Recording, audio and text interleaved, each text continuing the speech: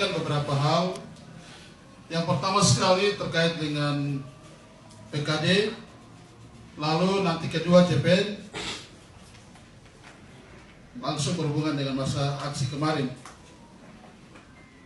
Saya ingin bertanya begini Pak, Undang-Undang Nomor 14 Tahun 2022 tentang pemekaran PPS, kenapa tidak ambil pegawai PKD dari wilayah selatan? Mengapa diambil dari Jayapura sesuai dengan pasal 21.1? Kemudian jumlah pegawai PKD di Provinsi Papua sebanyak 263 yang diangkat menjadi PNS. Aturannya kalau yang pindah dari Provinsi Papua ke PPS hanya PNS, bukan PKD.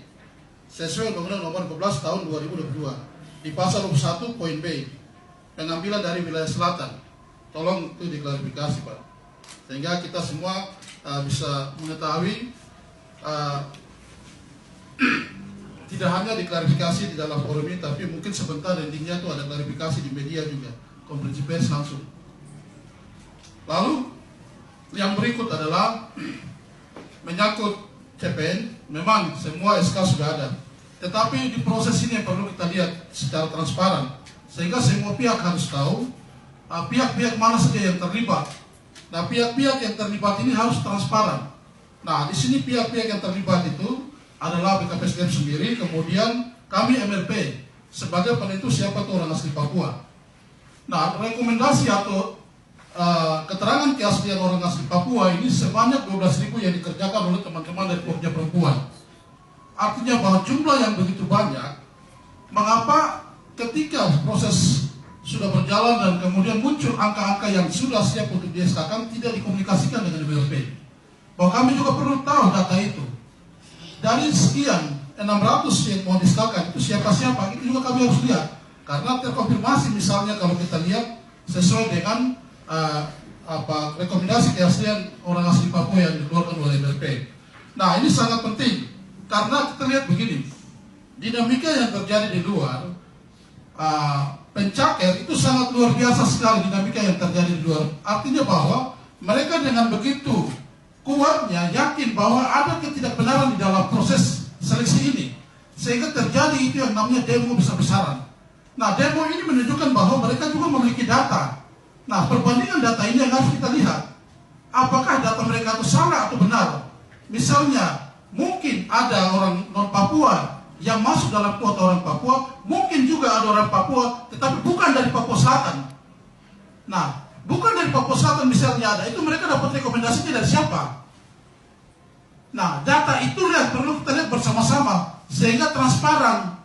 Sehingga kami misalnya di luar sana, jangan masyarakat menganggap bahwa MRP ini sudah keluarkan rekomendasi yang salah. Dan kami justru menjadi merah, menjadi catatan merah bagi masyarakat. Dan itu demo besar-besaran ketua MRP disilang merah itu.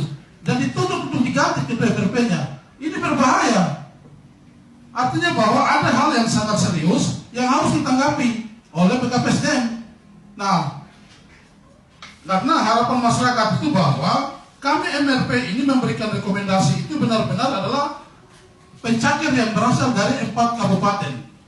Nah, ini yang saya mau sampaikan bahwa transparansi bersama dengan MRP dan BKPSDM itu harus kita sama-sama lihat data. Karena kalau misalnya kita hanya memberikan rekomendasi, kemudian ending data itu kita tidak tahu bagaimana kita mau sampaikan ke masyarakat. Ketua MRP mau sampaikan seperti apa?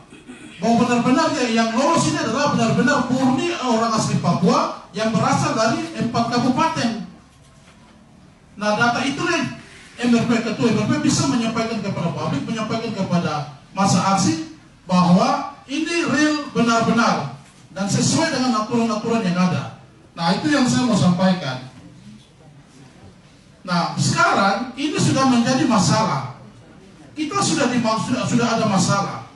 Nah, masalah ini bahwa besok SK keluar, tetapi SK keluar dengan ada masalah. Kecuali kalau misalnya SK itu keluar, ya kita anggap bahwa legitimasi hukumnya sudah selesai, kita mau merontak juga tidak ada artinya. Iya kan? Pasti ujungnya kita seperti itu.